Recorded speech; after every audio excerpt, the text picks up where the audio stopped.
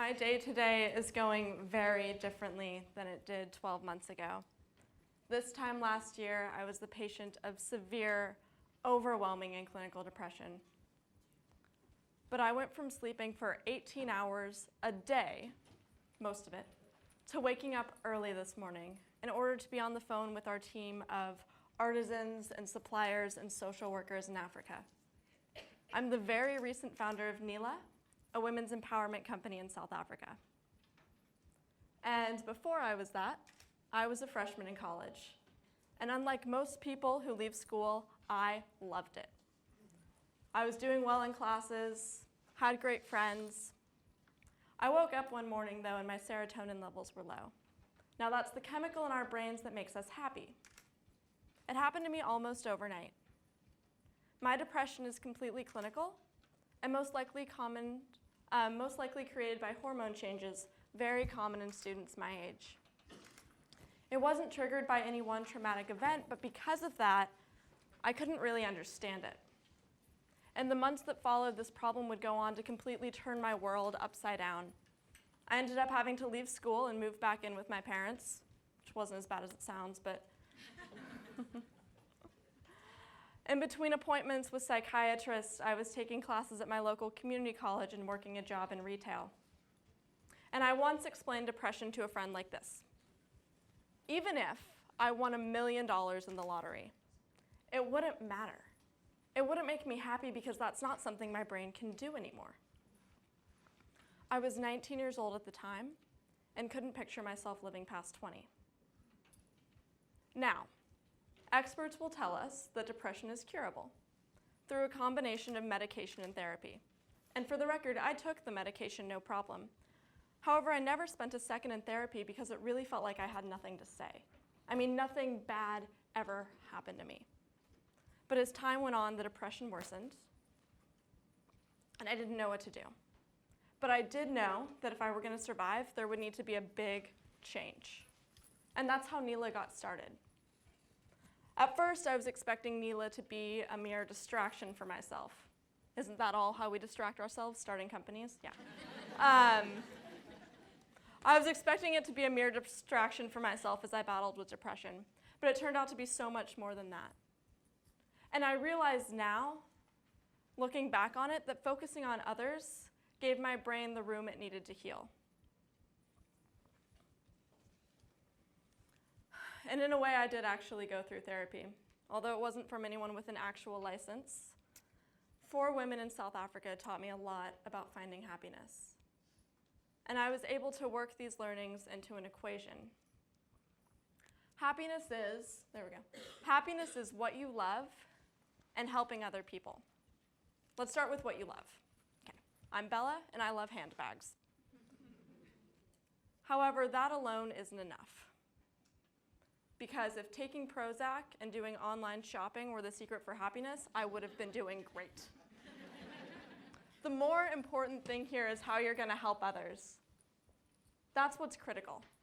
Now, working on a company that empowers women in extreme poverty and makes and sells handbags is awesome and so much more meaningful.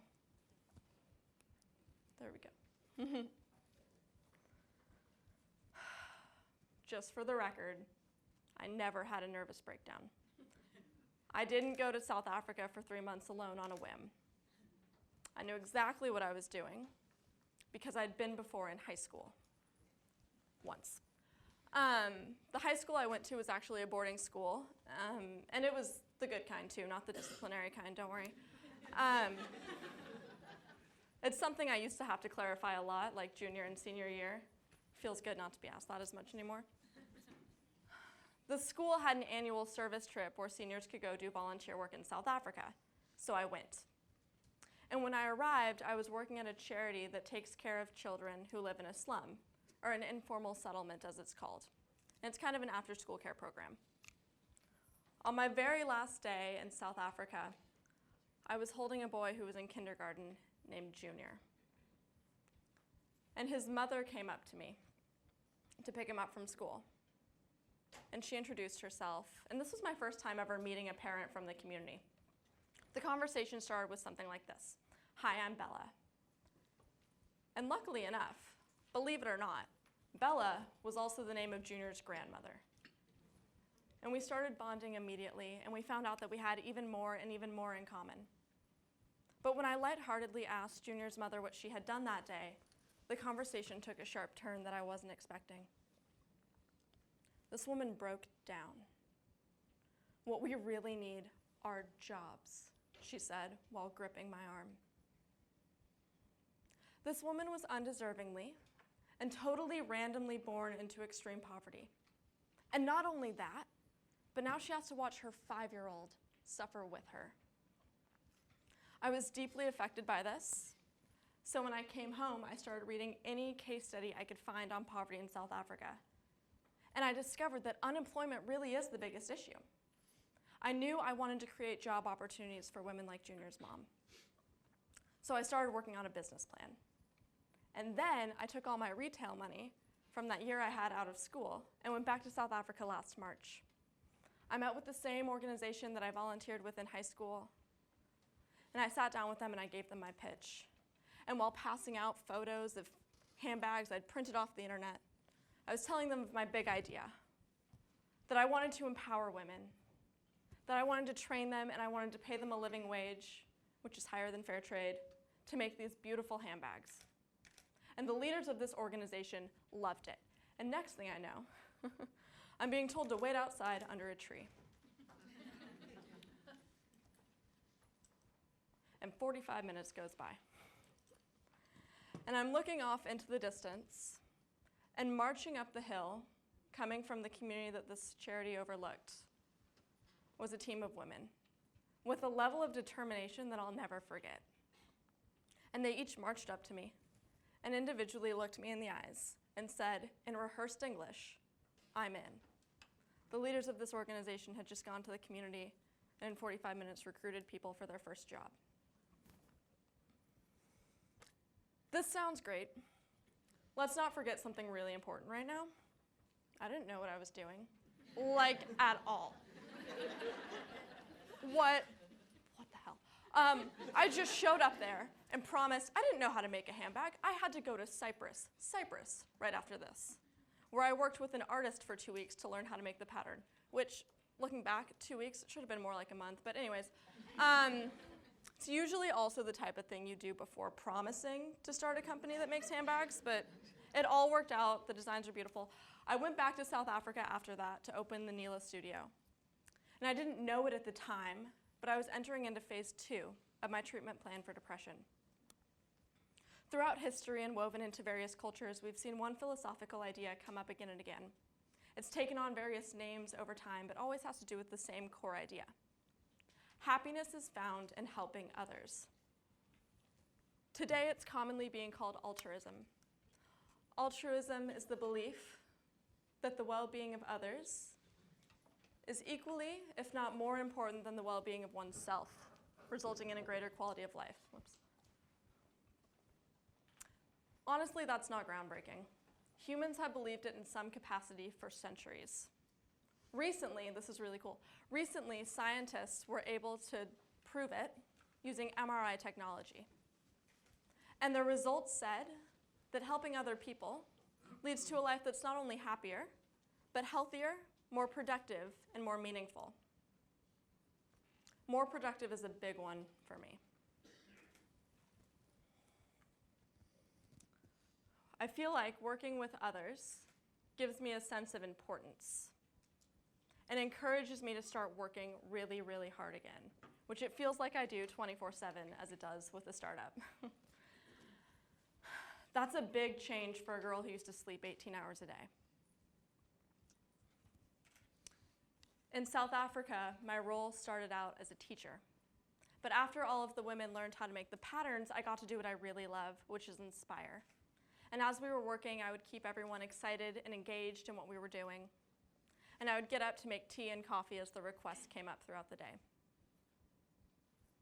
The goal of Neela right now is the well-being of the group. We currently have a local South African woman who's running our employee wellness development. We're working on a lot of really fun and exciting projects. One of my favorites includes having counselors come to the studio once a week to discuss mental health with our South African artisans, which obviously is very close to my heart. It's called group-based altruism. And it's when the well-being of an individual raises as the well-being of the group that they're in increases as well. We currently have 4 women working on the ground in South Africa full-time. Each of them is a single mother of 2 to 4 children.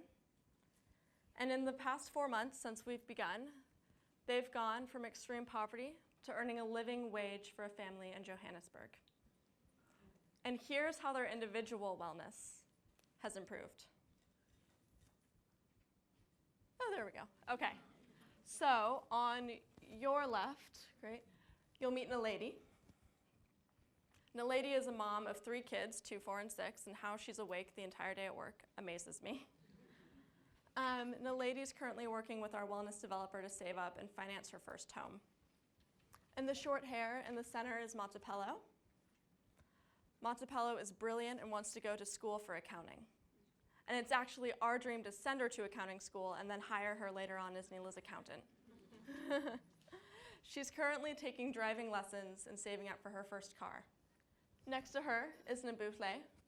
Nabuhle has a 4-year-old and a 14-year-old son. Recently, she was able to pre-register her 14-year-old boy, Giving is his name, for high school. Pre-registration for school in South Africa is expensive. But in the public school system, it's the only way to guarantee your child a spot. And because of her, Giving will be the first person in his entire family to attend school. And he wants to go on to university and become a lawyer. At the end, we have Santo. Santo is planning a trip this Christmas to visit her extended family and her 14-year-old daughter in the rural village where they come from. This is a really important trip for Santo because her 14-year-old has asked to return with her this time. And the family will be permanently reunited in Johannesburg, which we're all very excited about. And then that's me in the middle. Sorry. As for me, I was able to learn how to cope with and ultimately cure my depression. Because as the well-being of the women in South Africa increases, so does my own. It's called collectivism. And collectivism is altruism that benefits an entire group of people. One of my dreams for Neela is to get people and women all around the world involved in this collective, whether it be our artisans in South Africa or our customers in the US. What that looks like is allowing our customer to have a direct relationship with the women like I do, letting them select who made their bag, who they want to empower, and getting updates from the women as big milestones come up, like getting a driver's license or their son's graduation. The goal here is to yield true happiness for everyone, which we all know is something you love, and helping others. So, before I go, let's find out what makes us happy. It's easy. Let's find out what makes us happy.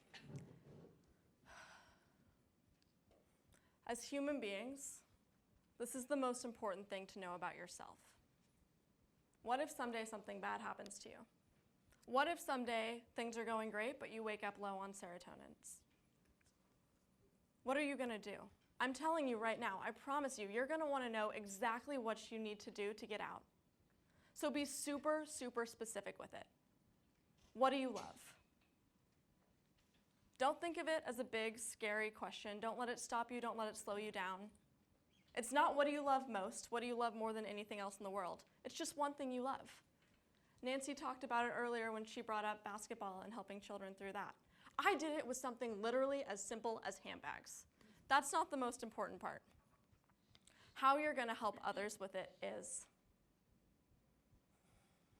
You may have to get a little creative with it, but I recommend obsessing over it because it yields true, genuine, authentic happiness. And for me, it was life-saving. Thank you.